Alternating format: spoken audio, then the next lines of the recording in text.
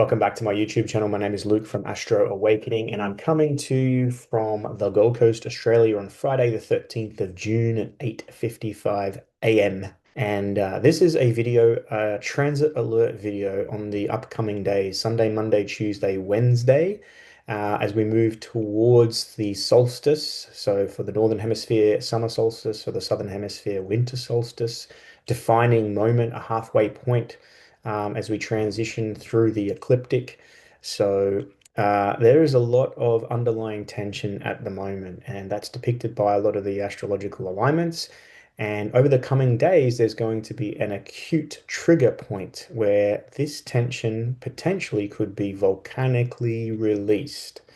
So this video is my interpretation of that and breaking that down. I'll try and keep it as short as I can. Hope you can follow along. So as discussed in previous videos around the major planetary alignments in relation to the outer planets, Pluto into Aquarius, Neptune into Aries, Uranus about to move into Gemini, Saturn has moved into Aries to join Neptune, and we have Jupiter now ingressed into Cancer. These are the outer planets that sort of help us shape the way society and culture evolves and grows and contracts, as well as the impact on consciousness, the major unconscious of the collective, as well as the collective consciousness, our dreams and ideals, hopes, wishes, dreams, and aspirations. So, all of that at the moment with the outer planets moving into new signs, Uranus is the last of the outer planets to shift, and it'll do so early July into Gemini. And what that does is it puts Pluto into a trine to Uranus, and it puts Saturn and Neptune in sextile to both of those planets. So there's a lot of connection with all of this energy, and this is directly impacting on the collective consciousness. Pluto into Aquarius, there's mass awakening going on. And when we've got the Saturn-Neptune component here, Saturn-Neptune conjunction, which doesn't perfect until February of 2025, 6, their alignment that happens every 36 years coincides with revolution and civil unrest. And you can look back over the last 150 years in the US and around the world at how their alignment relates to very significant revolutionary type movements and the breaking down or disillusionment of the status quo when it comes to government rules, boundaries, authority, the state. You had the collapse of the Berlin Wall, the breakdown of the Soviet Union, the riots in LA. There's a lot of sort of disillusionment that goes on, especially with the ruling class. So you throw now into this mix Jupiter moving into Cancer, and the focus for growth now is around security and the things that we hold near and dear, our home and our family, our racial identity, homeland type security, and they become a very important factor at the moment. And they're running now with Jupiter square directly to the Saturn and Neptune conjunction. They're running into this disillusionment with authority. So, what that creates is underlying tension, and you can feel it. There's this sort of unease, if you like. Like, it feels like something's going to happen. We don't know what it is. It's like an anticipation moment. Usually, a square 90-degree aspect between planets is a moment of crisis that's resolved through something changing. And it's almost like it's a forced change. It's not something you're like, oh, this is great, let's make a change. It's almost like I have to do something. If I don't, there's a collision, right? There's some challenge or obstacle that's driving this need for change. So if you imagine that playing out throughout the world, this underlying tension, and you come into sort of group mentality here, Pluto into Aquarius, and this disillusionment with authority and this awakening and sort of expansion of consciousness and awareness, and we're seeing things differently for the first time. We've got access to information. There is a component here which I'll draw on shortly in relation especially to Neptune with what's real and what isn't. And discernment is the key as we move through this period of time. So the reason for this video, though, is more looking at Mars squaring to Uranus.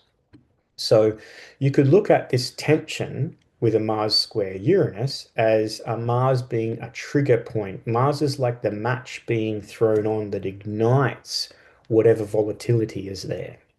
So on a personal level, this is a reminder to be very consciously aware of how you're choosing to respond or react to certain situations. Because Mars square Uranus, it can mean that there is a little trigger, something small and insignificant, that releases a more potent release of energy, a huge reaction. So people in general can be more volatile and reactive than normal and acting out of anger. Anger because security, their comfort, their place at home, their family is being threatened. Disillusionment with the government and the way in which the state controls rules and boundaries, like the heavy-handed of the law and the extent that they're going to. So this sort of tension is certainly being amplified, and we have a trigger point. And in particular, this alignment between Uranus and Mars will perfect around sort of Monday here in Australia. So it'll be Sunday, Monday for around the Northern Hemisphere, Monday, Tuesday for us in Australia. That's coming up. And I'll shortly show you the moon as a trigger to this square, creating a bit of a T square. So firstly, though, let's look at Neptune's involvement here in relation to, disillusionment. Neptune can bring this factor in here where, there's mass media manipulation and propaganda as well as agent provocateurs that go into these mass movements and trigger things or amplify things. It's almost like they G up the energy. We've had reports in the US of them, which has happened before around the George Floyd riots, where they drop off pallets of bricks in certain locations. It's almost like they're being egged on. You have media fanning the flames, governors of certain states doing the same thing. So you have this sort of expansion and amplification of this tension, and it's just waiting for the right trigger. Mars square Uranus could be just that trigger as Mars squares Uranus. So over the coming days, I believe I've set this chart for Greenwich Mean Time. So you have to check your local, time zones to sort of see exactly for you personally. What I'm looking at here on Monday, so that's Monday, Greenwich Mean Time at 3 in the afternoon, 3 or 4 in the afternoon. And the moon's coming through Aquarius and it moves to the final degrees of Aquarius. It's going to oppose Mars and square Uranus. So it creates another flashpoint, and the moon is like the minute hand.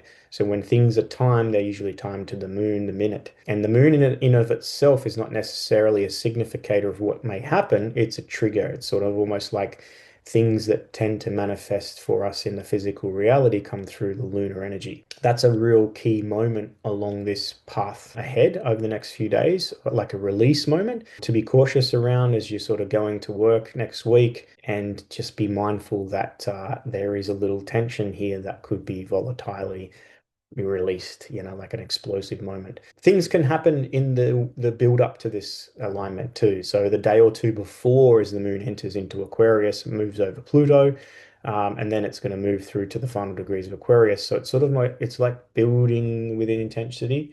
So things can sort of manifest along that journey and that pathway.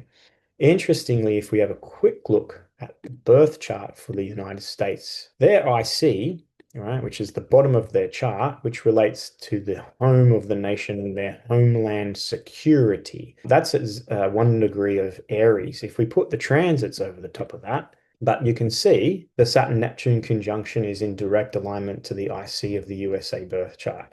So Saturn will come across this point every 29 years. Neptune will come across this point every 150 years, but their conjunction, which doesn't happen until 2026, although we're in the throes of it, is aligning to that. And the IC, as long as the ascendant and the midheaven, as well as the descendant, the angles of a birth chart, they're the most sensitive points of the birth chart. So this is really striking at the core of the USA here. It brings the civil unrest very, very, very, very towards home and homeland security and the safety of the nation. As the Mars energy moves into perfection with the square to Uranus, we could have a bit of a trigger point. As a side note, this is going to perfect around 28, 29 degrees of Leo. Check your birth charts for those degrees. However, Donald Trump has his ascendant at 29 degrees of Leo. So watch Donald Trump over the next few days and how he reacts or what's happening to him in his reality as this alignment sort of hits directly on him. And there's obviously a lot of tension and division in relation to the way in which The federal administration is handling the state issues, and you've got people on both sides of this. Pluto in Aquarius, you have extreme polarization as a hallmark of Pluto's transformation. And what's being polarized is the people. So the people are being polarized intentionally here. So this draws me to the end of this video, which is the way to navigate this time, which is to be able to pull back and detach your emotional energy, right? So whatever you're putting your emotional energy into, whether you want whatever that is or not, you're contributing to the manifestation of it. When you give it your energy, you empower it and give it permission. It's almost like you're consenting to it. Where your attention goes, your energy flows, and your attention is consent. So it's an exercise in detachment here. If you're not personally affected by what's going on around the world and there is just sort of hot spots and flashes, just by drawing into it or being outraged or emotionally reactive as a result, your energy is drawing into the same sort of thing. Now, this comes to the whole problem, reaction, solution, Hegelian dialectic, right? You're feeding into the energy that once triggered will create the reaction, which allows, once the reaction happens, it allows for their solution, their pre-organized agenda that's been, long time in the process. Now, you got to take a step back and realize that we operate here in our sort of mundane world in relation to the calendar and time and what day it is and what week it is and what hour it is. And, we're governed by the clock. The people in charge of this reality, right, or the people controlling this matrix, or the people in the shadow government, the deep state, and all that, they're not operating on that. They're operating on universal time, which is depicted by the clock in the sky. And that's why when there are certain alignments happening up here, you can bet that they, manipulate that down here because they know the likelihood of certain things occurring because it's as above, so below. It's written. So now they can take control of that, manipulate that clock to then have their own agenda play out in their own way. Now, as we've gone as a humanity through the process of awakening our consciousness and our awareness, and we're looking and we're sharing information, we're starting to see the world, what we have to do as the people is not respond as we're being programmed to respond. And that's the key here. Can you choose a different response? This is where responsibility plays into it, which is all Saturn. If you want to be your own authority, you got to be responsible, right? You have to have the ability to respond rather than to react. And as I've just shown you, there's a lot of tension here. There's a lot of insecurity. There's a lot of vulnerability. There's a lot of instability. Okay. And it's not going to take much of a trigger. And then you're like, oh my God, do you see what's happening? They can't do that. Or, whoa, you're feeding the beast. Your energy, your Loosh energy is being used to bring about the particular gender, reaction, or, pathway that those in the know want. And they do this through, mass media manipulation and propaganda and, political pundits and puppets and symbolism and advertising and programming, everything coming to you down the black box that you look at daily, which is now your phone. It used to be a TV, but now they've got it into your hand. You used to have to sit down at home, outside of your working hour to be programmed through the television, right? Now they got it on your hand and it's like we're glued to it. So where your attention goes, your energy flows, and it's like, wow, this is awesome. We've got so much loose energy to feed into our manifestation. So if we take a step back and we detach, Aquarian age is about detachment. Objectivity we gain when we detach is objectivity. When we're attached or in opposition, right? So when we're attached to a particular ideology or we're in opposition of that ideology, we're easily, we're like in polarity. So right, so it's red light, blue light, red light, blue light, red light, blue light, red light, on, off, and they just hit the button on, off, and you're like, oh, ah. So if you understand the energetic game, you've got to detach, you've got to create objectivity, take the self out of the picture, look at the bigger picture. And when we do that and we expand into the cosmic sort of clock and we can see what time it is, we can say, okay, I see what's going on. I'm not going to feed into that. So you get to choose now how you're responding to what's going on in the world and choose kindness. And if you can't be kind, be quiet. And that's the key here. Focus on things in your life that you can put your positive energy towards. And if you can't do those things, ground. Be in nature. Be in sacred communion. Meditate. Visualize. Create. All the things that this system doesn't want you to do. It controls you by disconnecting you from source and then keeps you trapped within this system of information and ideologies and beliefs. So as you awaken from it, you got to look and take a step back. If we keep responding how they are programming us to respond, they stay in control of this system. They stay in control of everything. Now, I'm very confident with the Saturn Neptune conjunction, Pluto into Aquarius and Uranus into Gemini, we're on the precipice of some significant change. Because unlike other times with these particular alignments, the change that can happen is the way that we see things in our perception and our thinking. This is supported by Uranus trining Pluto from Gemini to Aquarius. This is a different way to think. This is a different way to see, right? We might not like the way and what we see, okay? So we've got to really challenge our perception. We've got to be able to look at it in a way that we can sort of objectify things rather than being subjectively brought into the polarity and the division and the hate and the anger and the frustration or the outcrying and the mourning and the sadness. It's not to say that we don't do things about this, but if we're emotionally charged in our actions, or even if we're not and we're just giving it our attention, we're feeding into the very system that they are controlling. Now, I'm a bit of an optimist. Every now and then I go out in public and I'm reminded of like what fucking world we live in. But, someone has to have the vision to sort of see a different way here, because we can't just keep doing the same things and expecting things to change. It's not. It's feeding into the same thing. We cycle through this, the Great Reset. We go, we go back to the beginning. We don't want to reset. We want to evolve. And the only way to evolve is to do something different. Each time you make a change and you just defy your habit or your reactiveness or your conditioning or your belief system or your education or whatever it is, even the system, every time you do something different as you've been programmed to do, as if you've habitually been sort of conditioned to do, you evolve. And that's what we need is evolution, right? Not revolution, revolve around or to reset. We need the evolution to take place. And we do that individually, one by one, step by step. So hopefully the end of this video is a little bit of inspiration to realize how much power you have. And that's the game, is they've taught you that you're powerless, right? And that there is no God and we're just floating around on a little tiny speck of sand in an infinite sea of fucking specks of sand. Right? There's no purpose to it. And nothing could be further from the truth. Okay, so the divine spark lives within you, and you've been given the gift of physical manifestation to channel that through into creation in this life.